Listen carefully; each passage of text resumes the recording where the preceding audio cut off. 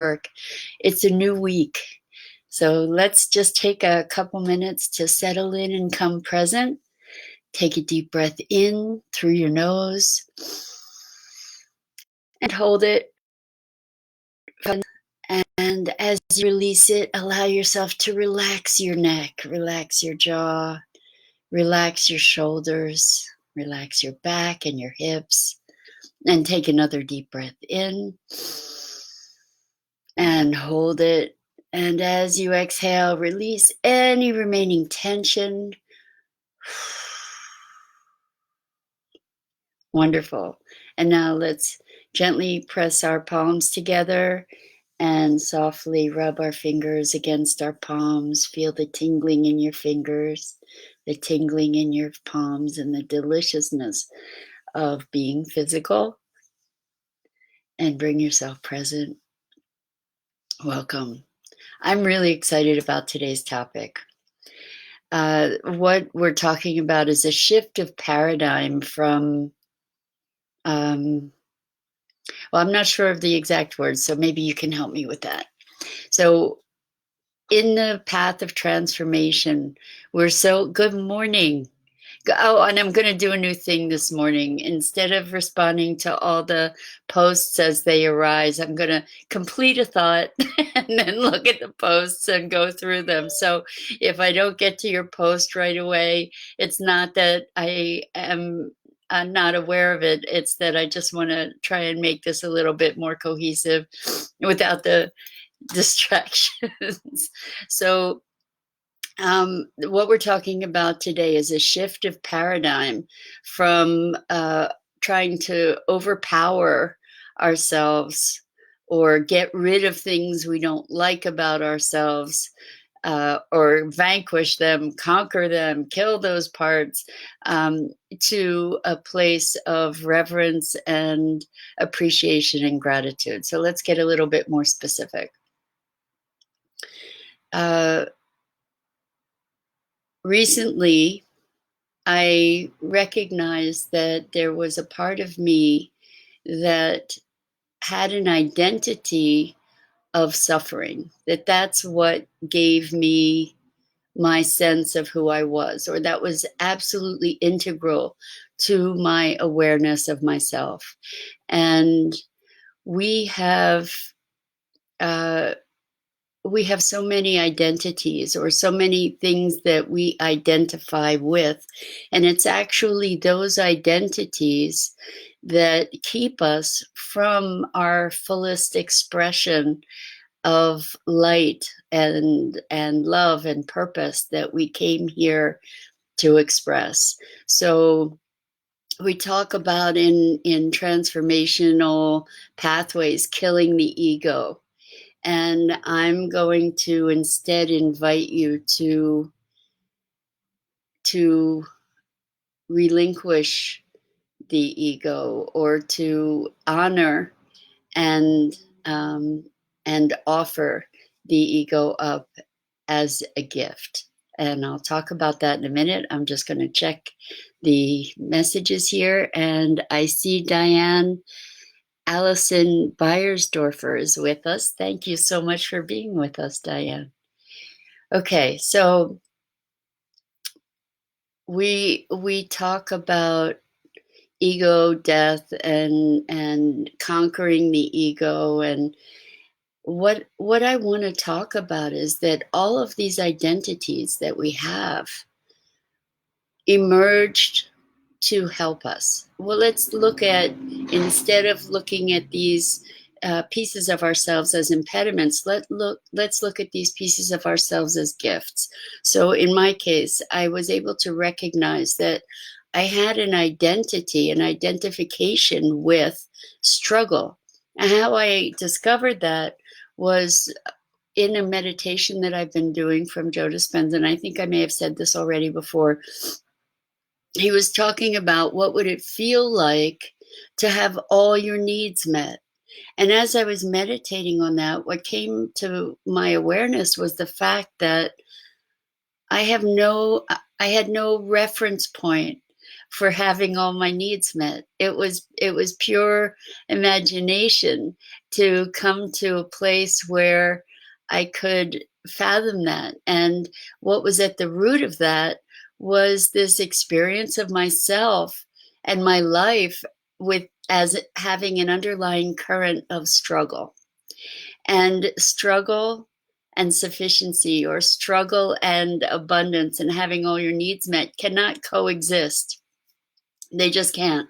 So what I recognized is I needed to do something with this piece of me that was about struggle. So let me check the notes here again. Hi, we're in sync today. Okay, Diane says she was getting the same message today. So what I did was I looked at this aspect of myself that was identified with struggle. And the thing is that this is a sacred piece. So many of our greatest obstacles have been our greatest gifts. So in my life, the ability to struggle, the ability to, the fortitude of it, the persistence of it, the determination of it, all of those things really served me as life-saving gifts. And so often what these gifts are that present themselves in our lives ultimately create an obstacle for us, and often our greatest obstacles. So I was doing a meditation, and in this meditation, I'll share this with you, and I think I may have already. I envisioned myself taking this identity that I was wearing as if it were a robe, and taking off this identity of struggle, and very, very ceremonially folded it with great care and reverence. And in my meditation, I was on my knees, and I took this identity that had preserved my life, that had taken me to this point, that really was a deep, deep part of me and very sacred. I'm honoring it. And this is the piece that's so critical, was that there was deep honor, reverence, and love for this part of myself that had brought me to this place. And I recognized that I wouldn't necessarily know who I am without it. And I took this garment that I folded so reverently, and on my knees, I presented it as a sacred offering to my higher self, and giving over this identity to my higher self with gratitude and grace and appreciation. And at that moment, I burst into tears. And since that moment, there has been such a tremendous rush of abundance that it's nothing short of miraculous for me. And I don't know that that would be the same for you, but I invite you to entertain a new perspective about how we can honor ourselves through our transition, rather than taking this approach that's kind of violent, to killing off these parts of ourselves, overcoming them, and and not appreciating the gift that they have been as we unfold to expand further. So the suffering for me was a gift that gave me the ability to contend with so many circumstances. By relinquishing it, what I was doing was enacting a deep, deep movement toward trust in my higher self, because in relinquishing the things that we identify with, we can't possibly know what's on the other side until it emerges. We can imagine, but we can't know. So really, the process of awakening is a process of shedding these identities that we have enrobed ourselves with for survival purposes, to protect ourselves, to experience life. It's a vehicle through which we experience life. And to be letting go of that, we're allowing a greater freedom from that attachment. But people will fight tooth and nail to maintain those identities. So for those of us who have experienced struggles around money or struggles around health, I mean, even issues around health, who am I? I am someone who has had this physical issue, or I am someone who has had this family circumstance, or I am my grief, or I am uh, I am a victim, or any number of different permutations. As we allow ourselves to honor these parts of ourselves and give them up to our our higher intelligence and purpose, what happens is there's an opening. Now, there's an opening and an expansion because we're not harnessed any longer by all of those intense identifications. And this goes into every level, like the identification on an extreme end, the identification with being physical, with knowing myself as a physical presence, with knowing myself based on my personality, with knowing myself based on where I live, with knowing myself by the things I surround myself with, or that I possess, or that potentially possess me. So what we get to look at is all these identifications that we have in our lives. And as we become aware of them, to allow ourselves to honor them and present them in offering to our greater selves and our greatest intention. So I'm going to take a look at the messages here. This is so wonderful. I love that you are not overcoming parts of ourselves, our identities, but honoring our transition. That's the Shiro's journey, undertaken in a sacred, loving way. Exactly. And that is the shift of paradigm for our new world. It's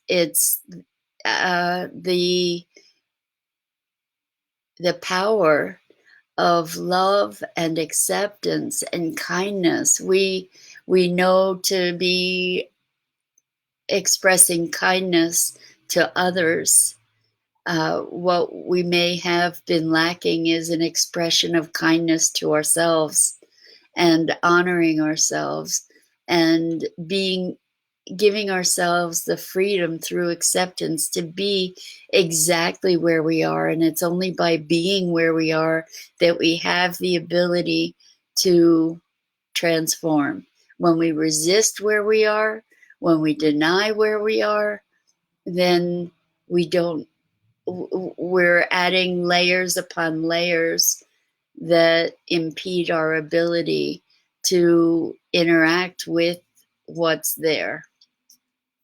So I think that might be it for today. But I think that this is something that we're going to be revisiting, is the gentle kindness motivating transition rather than the force of overcoming.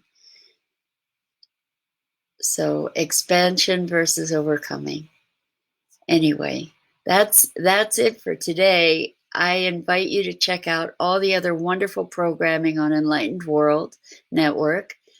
Really uplifting and transformative, supportive, beautiful work. And also keep an eye out for this Thursday at 5 p.m. Eastern Time is the this is the Core Connection, is the Broader Edge, which is a podcast I have the privilege of hosting with 3 other remarkable women, and that's going to be here on Enlightened World Network as well. And I think there's one more comment. Let me check. And nope, we're good. So have a beautiful day. Notice the things that you have identification with and allow yourself the freedom to honor those parts of yourself. And when it feels appropriate to you,